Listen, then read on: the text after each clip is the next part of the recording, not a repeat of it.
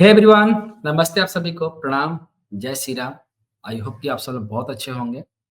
तो जैसा हम लोगों ने पिछली बार पढ़ा था, इस बार वैसा नहीं हुआ।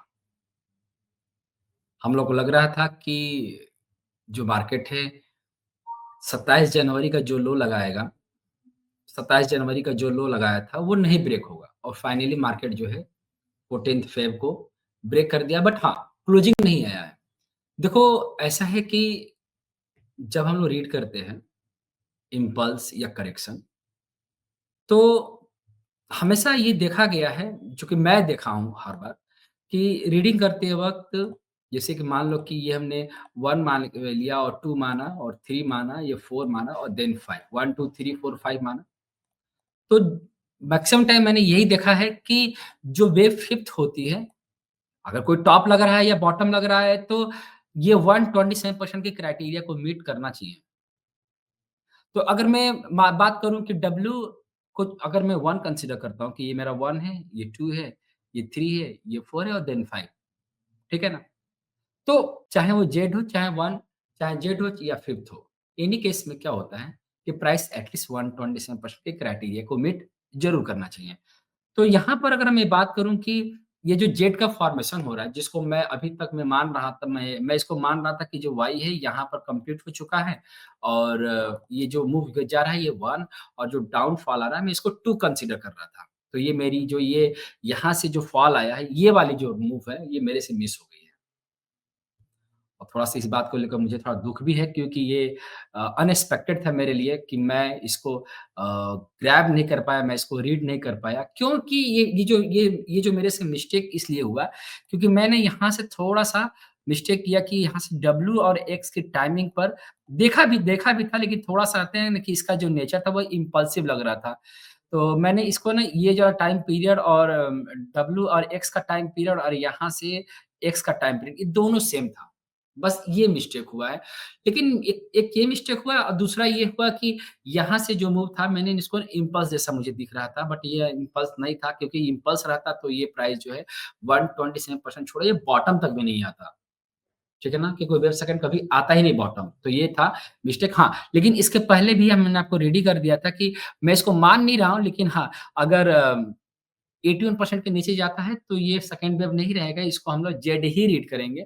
तो जो आने वाले टाइम पर जो जेड का जो डेस्टिनेशन बन सकता है वो 127% और मैक्सिमम जो है 161.8% बन सकता है। अब सवाल ये पैदा होता है कि डब्ल्यू बन गया, एक्स बन गया, वाई बन गया, एक्स बन गया और जेड का फॉर्मेशन अभी ऑलमोस्ट होने वाला है। इसके बाद क्या होगा? फिर वही बात, इसके बाद क्या होगा? तो इसके बाद जब यहाँ से कहीं 127% पर या 161.8% के आसपास कहीं भी बुलिश कैंडल पैटर्न का फॉर्मेशन होता है, तो प्राइस में स्पीड दिखेगी आपको। मतलब जब यहाँ से लौटना शुरू करेगा, तो स्पीड से प्राइस जो है रिवर्स करेगा। ध्यान रखिए क्योंकि करेक्शन का लास्ट करेक्शन यही होता है डब्ल्यू-एक्स, वाई, एक्स-जेड जिसको हम लोग ट्रिपल करेक्शन रीड करते हैं। तो ये लास्ट स्टेज पर अभी प्राइस जो है चल रहा है। इनफैक्ट आपको 127% और या 161% तक भी दिख सकता है। बट यहीं तक का ये जो मूव है दिखने का इन फ्यूचर में। बस मैं मतलब आई मीन यहीं तक मुझे दिख रहा है।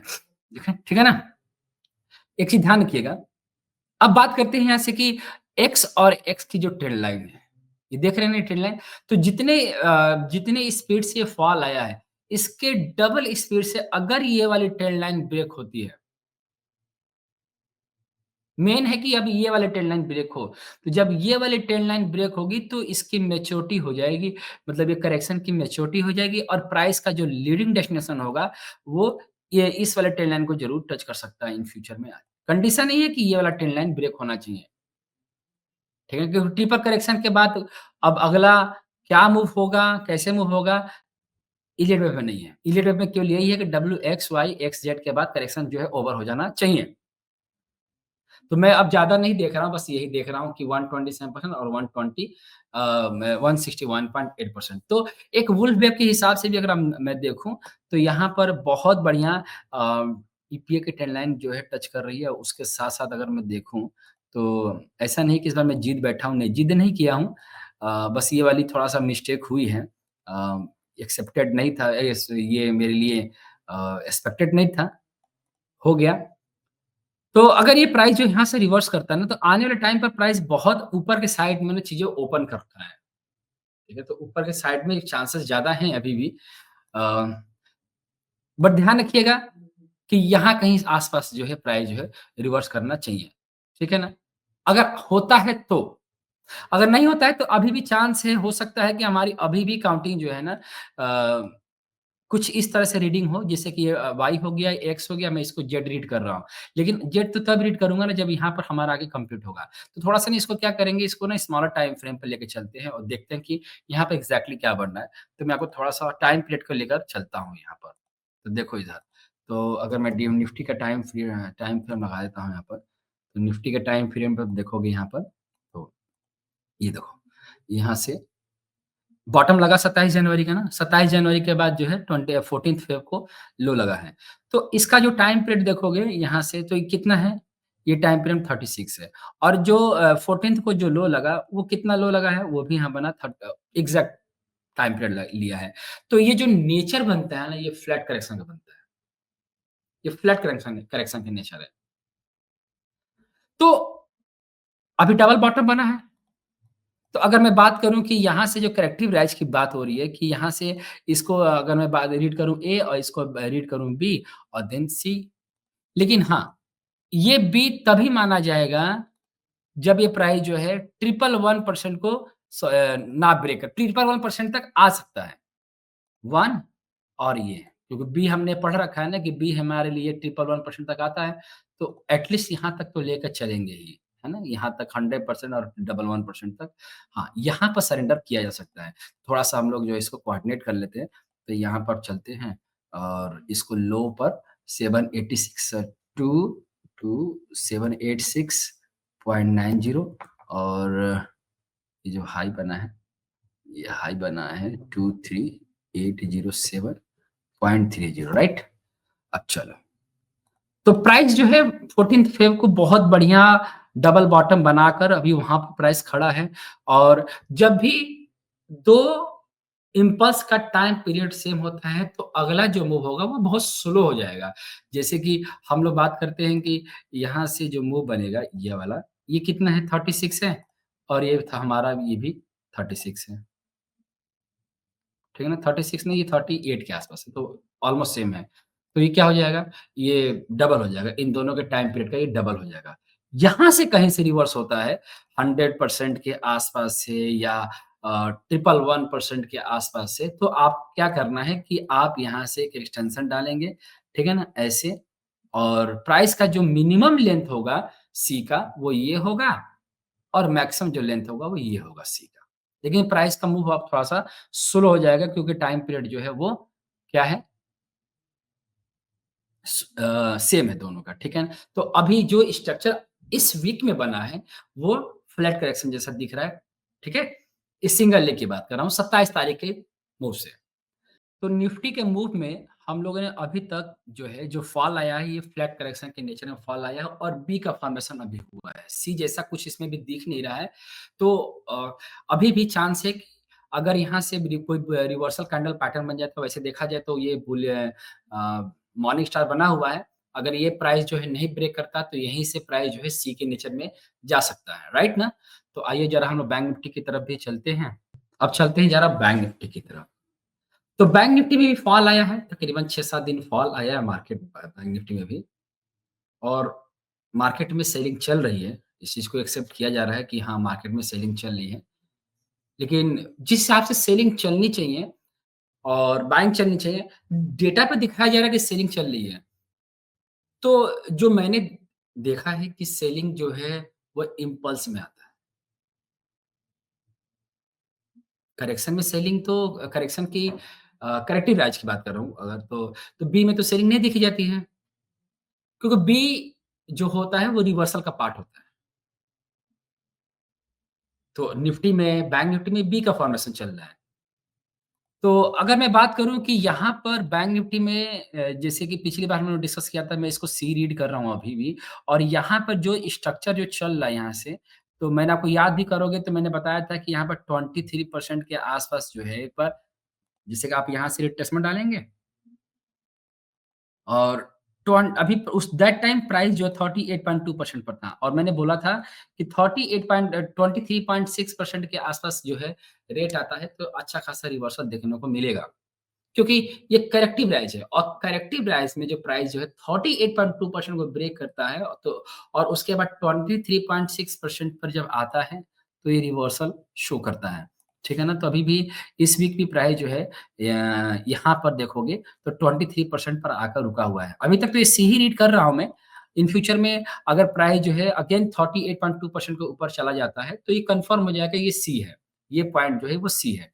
ठीक है ना? अब ज़रा इसको रीड कर लेते हैं कि ये वाला जो पूरा स्ट्रक्चर है वो किस तरह से बन रहा है। तो इसको 75 में का टाइम फ्रेम पे चलते हैं, है ना? तो ये हम लोग जो हैं यहाँ पर तो 75 में का टाइम फ्रेम पे अगर आप चार्ट देखोगे यहाँ पर तो बहुत बढ़िया एक करेक्शन जो है फ्लैट करेक्शन का फॉर्मेशन हो रहा है जैसे कि यहाँ पर ए और ये बी और देन सी। मैं यही बात कर रहा हूँ उसकी निफ्टी के लिए। तो यहाँ पर आप देखोगे ना तो बहुत बढ़िया प्राइस जो है देखो कितना बढ़िया प्राइस जो है बी का फॉर्मेशन दिया। और यही निफ्टी का भी मैं भी ये भी देख रहा हूँ। अगर आप यहाँ पे देखोगे तो ये कितना टाइम पीरियड लिया है ए ने। तो ए ने टाइम पीरियड लिया 24 और इसने कितना टाइम लिया है? तो इसने भी तकरीबन देखोगे तो ये परफेक्ट 22 के आस-पास टाइम लिया है। तो ये बी का ही नेचर ऐसा होता है। जब ये ब्रेक करेगा तो इम्पल्स स्टार्ट होगा। इसके बाद देखो कितना ड्रास्टिकली मूव आया मार्केट में।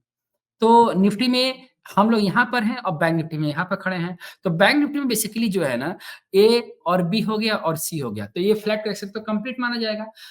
अब यहाँ पर अगर हम चलते हैं तो डब्ल्यू मैं इसको पहले से मार्क करता आ रहा हूँ और आप देखोगे पूरे का टाइम पीरियड अगर आप देखोगे यहाँ से पूरा टाइम पीरियड लिया जाएगा तो कितना टाइम पीरियड है 96 तो 96 का 1/4 जो टाइम पीरियड बनेगा वो तकरीबन 24 के आसपास आएगा। तो आप देखोगे तो कितना बढ़िया इसने अभी जो है 28 पर आके बनाया। तो अगर ये 28 है तो हम लोग क्या करेंगे 24 वाली जो कैंडल है ना ये वाली तो हम लोग अगर अगर ये बैंक निफ्टी जो है इस वाले कैंडल के ऊपर ब्रेक कर देता है, ये ध्यान रखना।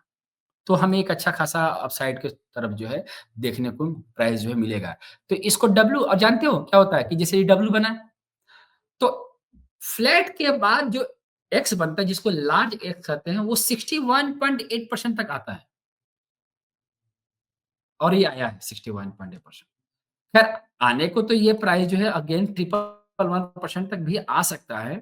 लेकिन चांस कम बन जाता है इसका क्योंकि ये मी और मैक्सिमम 111% है। तो मैं अभी इसके बारे में यही बोलूँगा कि जब तक प्राइस जो है बैंक निफ्टी में ये 24th वाला जो कैंडल है ना, ये वाला 49429 49429 के ऊपर जब क्लोजिंग देना शुरू करे, तो हमें एक अच्छा खासा इसमें रिवर्सल इसमें भी देखने को मिलेगा। तो डब्ल्यू हो गया और एक्स हो गया। अगर यहाँ से प्राइस जो है चलना शुरू कर दिया, तो हम लोग जो है वाई को कैसे देखेंगे? तो यहाँ से हम लोग एक्सटेंशन डाल देंगे ऐसे और वाई जो है अपना इस तरह से वाई हमेशा जो है डब्ल्यू के ऊपर ही बनता है। मैं आपको आए दिन लाइव मार्केट में पढ़ाता आ रहा हूँ। तो हम वाई का जो एक्सपेक्टेड डेस्टिनेशन रहेगा वो तकरीबन ऐसा ही रहेगा, ठीक है ना?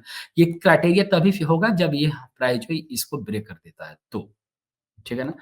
तो देखो कंक्लूजन की बात करूँ दोनों में, निफ्टी और बैंक निफ्टी में, तो मुझे कहीं ऐसा भी दिख नहीं रहा है कि इम्पल्स के नेचर में प्राइस जो है टूट रहा है नीचे को साइड में।